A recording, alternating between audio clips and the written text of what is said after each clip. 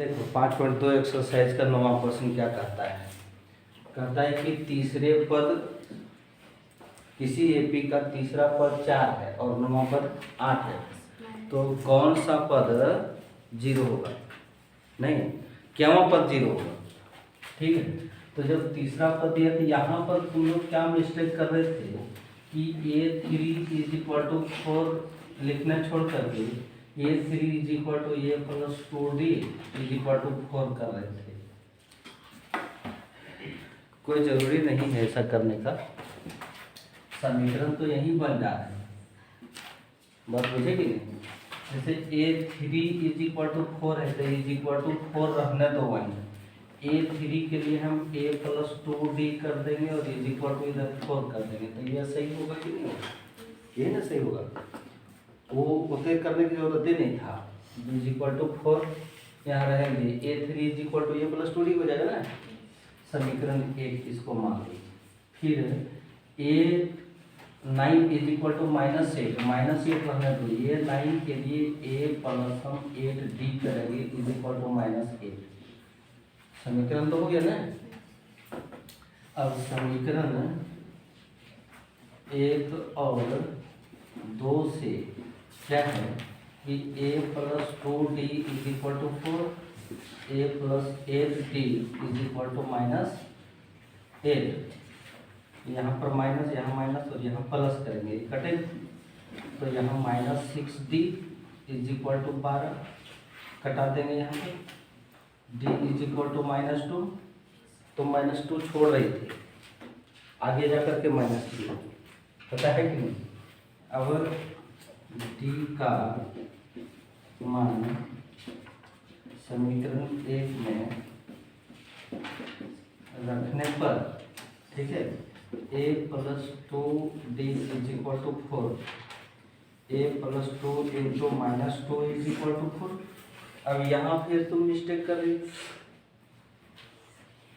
Plus into minus, ये -4 = 4 करते कि नहीं करते? तो A डायरेक्ट ऐड करो ना, ये 4 उधर चला जाएगा तो प्लस हो जाएगा, तो 8 हो जाएगा। हमारा ये निकल गया और D निकल गया। अब प्रश्न कहता है कि कौन सा पद शून्य होगा, कौन सा पद नहीं जानते हैं। हमारा ये n = 0 होना चाहिए, है कि नहीं। तो ये n वाला जो फॉर्मूला है वो क्या है कि A + n - 1D = 0। सही है, हम ये निकाल चुके हैं 8 प्लस n - 1D निकाल चुके हैं -2 × -2 = 0। इस 8 को पहले उधर ले जाओ, तो n - 1 × -2 = -8 कटा देंगे, ठीक है। तो n - 1 क्या हो गया 4, n = 5। सही है ना, तो यह का मान सही हो जाएगा। ये तो ज्ञात करना था हमको।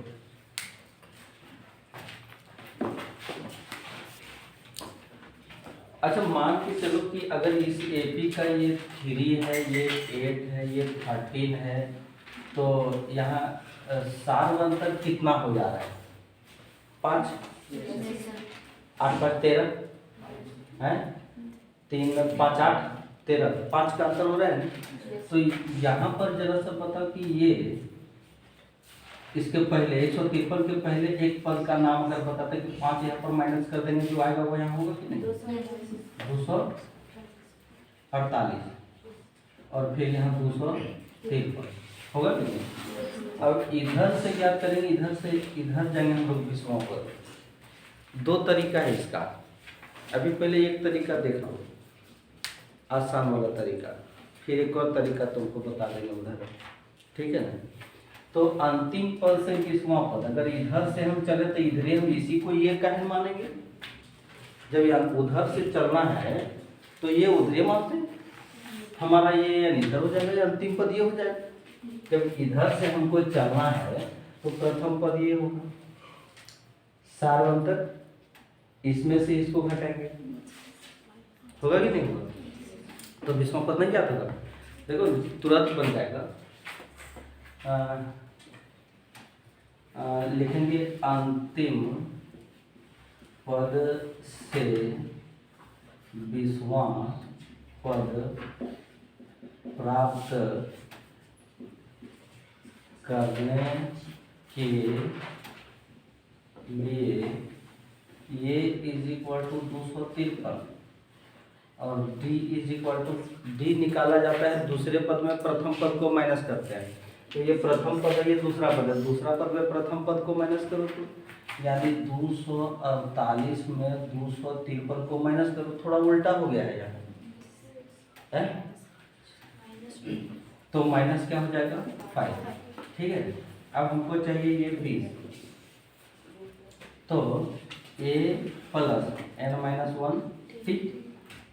अब ये हमारा 253 प्लस n-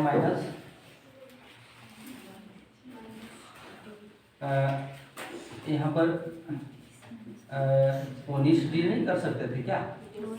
वही तो तुम लोग कह रहे थे, तो हम भी नहीं सुन पाया, हम जो कह रहे थे तुम लोग। सो -5 करोगे तो क्या हो गया 253 माइनस 19×5 = 95 की 253 में हम 85 माइनस करेंगे हैं 158 बचेगा कि नहीं बचेगा? क्या ये आंसर है? ये तो आसान तरीका हो गया। देखो टेढ़ा बेढ़ा तरीका, वो भी तरीका हमारे पास है। ये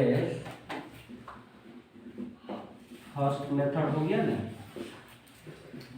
क्या इसको तुम लोग समझ पाए? दूसरा दिक्कत है भाई, दूसरा तरीका दिक्कत है। ये आसान वाला छोटा बन गया, पूरा उतने में भर जाएगा। देखो क्या है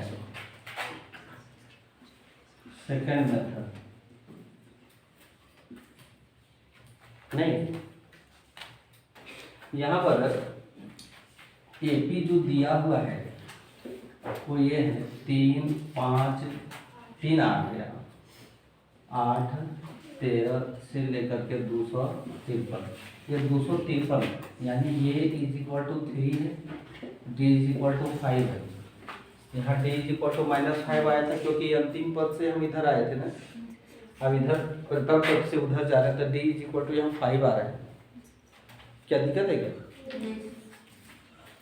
और ये n इज इक्वल टू दिया हुआ है 253, तो पता करो पहले n इज इक्वल टू कितना है, क्या गो पद है n क्या गो है वो पता करना है ना। सो लिखेंगे यहाँ पर ये n इज इक्वल टू 253, तो a plus n-1 d is equal to 253, ये is equal to 3 n-1 into 5 is equal to 253। ये 3 उधर माइनस चला जाएगा तो n-1 into 5 is equal to 250 बचेगा कि नहीं? 5 × 5 = 25, n-1 इज इक्वल टू 50 हो गया तो n इज इक्वल टू 51, मतलब 50 पद है, 51 पद है। ठीक है, ध्यान देना तुम लोग, 51 पद जब है यहाँ थोड़ा रफ करते हैं तो 1, 2, 3, 4, 5, 6, 7, 8, 9, 10, 11, 12, 13, 14, 15, 16, 17, 18, 19, 20, 21, 22, 23, 24, 25, 26, 27, 28, 29, 30, 31, 32, 33, 34, 35, 36, 37, 38, 39, 40, 41, 42, 43, 44, 45, 46, 47, 48, 49, 50, 51 पद हो गया। 51 पद है, अंतिम पद यही है हमारा। अंतिम पद से 20वां पद प्रथम पद से क्यों पद जाकर के रुकेगा ये देखना है। तो ये अंतिम पद से इधर से गिनेंगे 1, 2, 3, 4, 5, 6, 7, 8, 9, 10, 11, 12, 13, 14, 15, 16, 17, 18, 19, 20। अंतिम पद से 20वां पद वही है ना। तो प्रथम पद से ये क्यों पद है? तो प्रथम पद से 1, 2, 3, 4, 5, 6, 7, 8, 9, 10, 11, 12, 13, 14, 15, 16, 17, 18, 19, 20, 21, 22, 23, 24, 25, 26, 27, 28, 29, 30, 31, 32, 32वां पद चला आ रहा है कि टोटल 51 पद है। अंतिम पद से अगर 20वां पद आते हैं तो प्रथम पद से वो 32वां पद पर चला जा रहा है।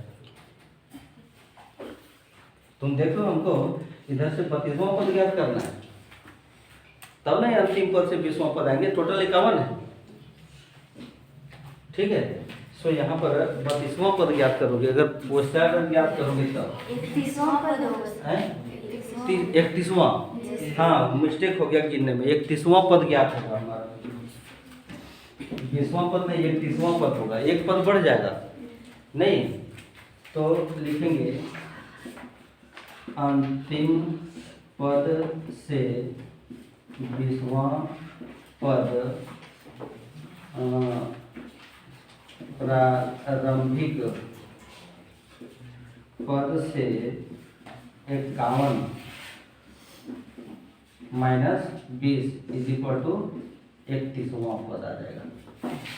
है 51 पद में से 20वां पद घटा दिए तो 31वें पद में आएगा, 31वां पद ज्ञात करना है। तो यहाँ पर करेंगे ये 31 is equal to a plus 30 भी है, तो ये हमारा जो आया है वो 3 है, प्लस 30 गुने 5, ठीक। तो 30 3 प्लस 30 बचे 150, तो 130 का मिस्टेक हो रहा है क्या? प्रथम पद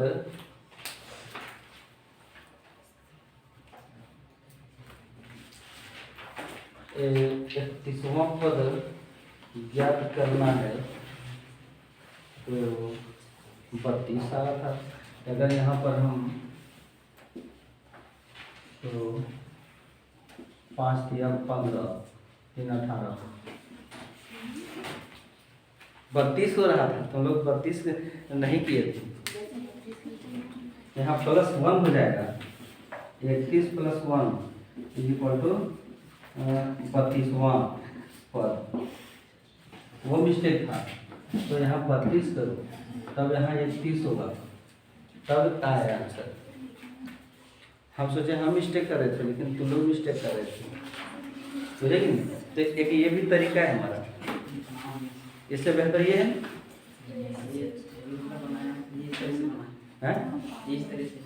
इस तरह से बनाया तो हाँ 51 बनाया कि नहीं? तुम 51 लाया, n बराबर 51 लाया, तो उसके बाद अंतिम पद से 20वां पद प्राप्त करने के लिए 51 में से 20 घटा देंगे, ए वाला नहीं, सही सही। तो फिर एक और तरीका है हमारे पास, है बुझे कि नहीं? क्वेश्चन यही कहता है 18 नंबर का, कहता है कि चौथा और 8वां पद का योग 24 है। चौथा पद को ये 4 करेंगे और 8वां पद के लिए ये 8 करेंगे, 24 है। अगले बार छठे पद और 10वें पद का योग 44 है। तो प्रथम 3 पद ज्ञात करना है। क्या तुम्हारा नहीं होता सिंपल? नहीं पा रही क्या? चौथा पद के लिए a प्लस 3d और a plus 7d is equal to 24 लिखेंगे ना। यहाँ पर 2a प्लस 7 और 3 10d इज इक्वल टू 24। इसको लघुत्तम रूप में ले आओ, a plus 5d is equal to 12 कर देंगे। कॉमन आ रहा है ना क्या प्रवीण? उसी प्रकार इसमें a प्लस 5d और फिर a plus 9d is equal to 44। तो 2a plus 9 5 14d is equal to 44। इसको भी लघुत्तम रूप में ले आओ, a प्लस 7d, ये 7 इज इक्वल टू 22। 2 समीकरण आ गया ना? किसी को प्रॉब्लम है यहाँ? छठा पद और 10वां पद का योग 44 है, तो छठे पद के लिए a प्लस 5d होता है, 10वां पद के लिए a प्लस 9d होता है, इज इक्वल टू 44। एक ये 2a 9d 5d plus 9d is equal to 14d। 2 common ले लिए तो यहाँ पर क्या बचेगा, a + 7d = 20। वही तो इधर भी किया। अब समीकरण 1 शोर नहीं करो 2 से मिलाना ना, केवल तुम लोग जो बना चुके हो उसको। तो a + 5d = 12 ये वाला लिखे, फिर a + 7d = 22। यहाँ पर घटा देंगे और ये कटेगा तो यहाँ पर -2d = यहाँ -10 बचेगा कि नहीं बचेगा, है कटा देंगे। तो d = तुम लोग जो 5 लाए थे वो सही लाए थे। आगे बढ़ते हैं। d का मान समीकरण 1 में रखने पर, समीकरण 1 मेरा जो है वो a + 5d = 12, यही ना है मेरा समीकरण 1। तब a + 5 × 5 = 12। तो a + 25 = 12, ये =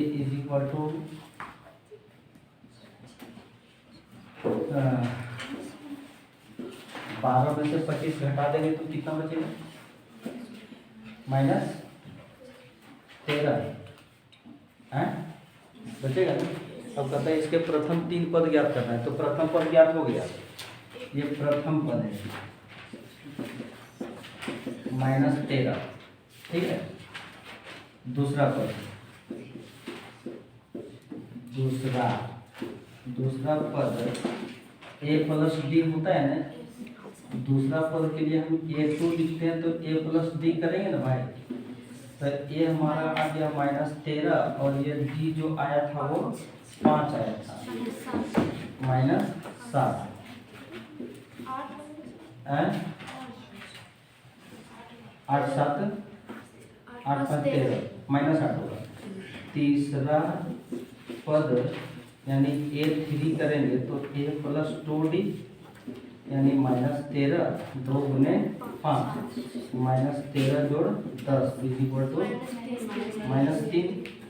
तो आंसर मोटा मोटी आ गया -13 -8 -3, यही है आंसर ना। बस बन गया।